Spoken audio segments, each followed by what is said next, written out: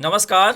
इस वीडियो में हम बात करेंगे कि एनपीएस कर्मचारी अपने सेवा काल में किए गए अंशदान की निकासी कैसे कर सकते हैं, यानी कि उसका विड्रॉल कैसे कर सकते हैं, पार्शियल विड्रॉल कैसे होता है और इसके क्या नियम हैं और कितने पैसे आप एक बार में या फिर अपने संपूर्ण सेवा काल में कितने पैसे एनपीएस के रूप में जमा राशि को आप उठा सकते हैं, विड्रॉल कर सकते हैं। तो संपूर्ण चर्चा हम इस वीडियो के माध्यम से करेंगे, क्योंकि अक्सर ये देखा गया है कि एनपीएस कर्मचारी इस संशय में रहते हैं कि एनपीएस की राशि जो हमारी जमा है वो हम किसी भी स्थिति में उठा नहीं सकते हैं, लेकिन ऐसा नहीं है। जब से 2004 में एनपीएस को इंट्रोड्यूस किया गया है तो उसके पश्चात इसमें समय समय पर कई संशोधन हुए हैं और उसके पश्चात ये नियम बनाए गए हैं कि एक एनपीएस कर्मचारी अपने संपूर्ण सेवा काल में अपने द्वारा अंशदान किए गए राशि को आसानी से विड्रॉल कर सकता है। उसके क्या नियम है इसे हम समझने का प्रयास करेंगे। तो चलिए शुरू करते हैं।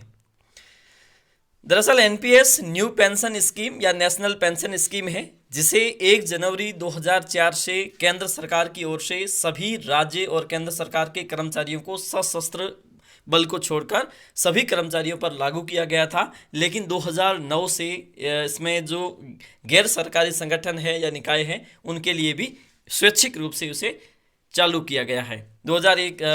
1 जनवरी 2004 से सरकारी कर्मचारी इसमें शामिल हुए, लेकिन 2009 में इसे सभी के लिए खोल दिया गया स्वैच्छिक रूप से। अगर कोई इसमें अंशदान करना चाहे तो आसानी से इसमें कर सकता है। इसके 2 टियर बनाए गए हैं, एक फर्स्ट और सेकेंड।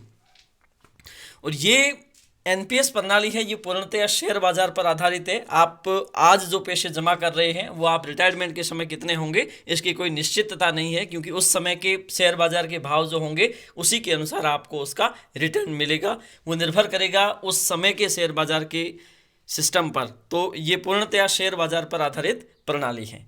अब हम देखते हैं कि अगर आप एनपीएस कर्मचारी हैं और अपने सेवा काल के दौरान बीच में अगर आपने जो राशि जमा की है उसे अगर आप लेना चाहते हैं, वापस विड्रॉल करना चाहते हैं किसी कारण से, तो आप कैसे कर सकते हैं, इसके क्या नियम हैं।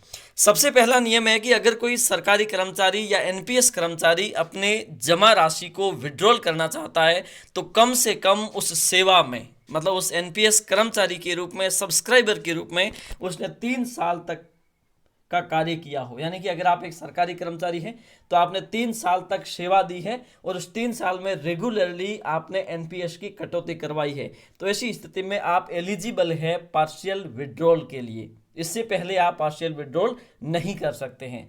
आपके 1-2 कमेंट्स आ रहे थे कि क्या प्रोबेशन कर्मचारी है वो पार्शियल विड्रॉल कर सकता है या नहीं, तो बिल्कुल भी नहीं कर सकता है, क्योंकि प्रोबेशन काल है वो 2 साल का होता है। तो 2 साल से पहले या फिर 2 साल तक कोई भी कर्मचारी पार्शियल विड्रॉल के लिए एलिजिबल नहीं होता है। अब दरअसल अगर आपकी जमा राशि जो है उसका कितना प्रतिशत आप विड्रॉल कर सकते हैं, जैसे मान लीजिए आपने 1 साल में या फिर 3 साल में या 4 साल में कुल जमा राशि आपकी 5 लाख रुपए है, तो 5 लाख रुपए आपकी स्वयं की जमा राशि होगी, यानी कि वो सरकार का अंशदान उसमें शामिल नहीं होगा। एक एज ए सब्सक्राइबर आपकी जो कटौती की गई है उसी को शामिल करना है। जैसे मान लीजिए आपकी 5 लाख रुपए है, तो ऐसी स्थिति में आप 1,25,000 रुपये 25% तक, 1,25,000 रुपये तक उसमें विड्रॉल कर सकते हो। इससे कम भी कर सकते हो, आपके पास विकल्प होगा।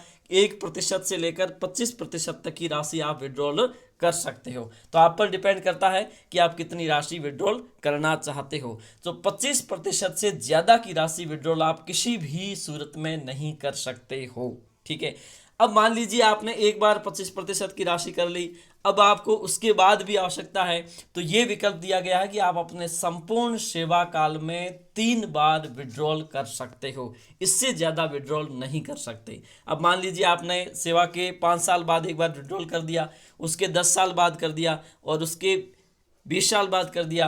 अब आपको 25 साल बाद भी एनपीएस विड्रॉल की आवश्यकता है, तो आपको किसी भी सूरत में इसकी इजाज़त नहीं दी जाएगी। मतलब पूरे सेवा काल में आप 3 बार ही विड्रॉल कर सकते हैं। लेकिन ये विड्रॉल ऐसे असंभव नहीं है, इसमें कुछ कारण देना होता है। मान लीजिए कोई सरकारी कर्मचारी जो गंभीर बीमारी से ग्रसित है, या फिर अपने बच्चों की उच्च शिक्षा के संदर्भ में ले सकता है, या फिर अपने बच्चों की शादी के लिए ले सकता है, या फिर अपने स्वयं के किसी प्लॉट को खरीदना चाहता है, मकान बनाना चाहता है, तो ऐसी स्थिति में वो वहां पर ले सकता है। कुछ विशेष कारण है, इसके माध्यम से ही आप कर सकते हो। और आवेदन की प्रक्रिया पूर्णतया ऑनलाइन होगी। आपको कैसे आवेदन करना है इसका हमने कल ही एक वीडियो बनाकर YouTube चैनल पर दिया था, उसे आप देख सकते हो। एक सेल्फ डिक्लेरेशन के माध्यम से आप ऑनलाइन आवेदन कर सकते हो, और ऑनलाइन आवेदन आपकी आईडी से होगा। NSDL CRA के माध्यम से, आपकी सब्सक्राइबर आईडी और पासवर्ड के माध्यम से आप आसानी से घर बैठे इसका ऑनलाइन आवेदन कर सकते हो, और आवेदन के 5 दिवस के भीतर आपके खाते में पैसे है वो क्रेडिट हो जाएंगे। ठीक है। अब एक सवाल यह है कि जो एनपीएस राशि, मान लीजिए आपने किसी वित्त वर्ष में एनपीएस की कुछ राशि के, जैसे कि 1,25,000 रुपये मैंने ऊपर बताया था कि आप पैसे है वो विड्रॉल कर रहे हैं, तो ऐसी स्थिति में आपका क्या टैक्स बढ़ जाएगा? तो ये यहाँ पर ये देखा गया है कि टैक्स की जो सुविधा है, या फिर यानी कि टैक्स फ्री रखा गया है।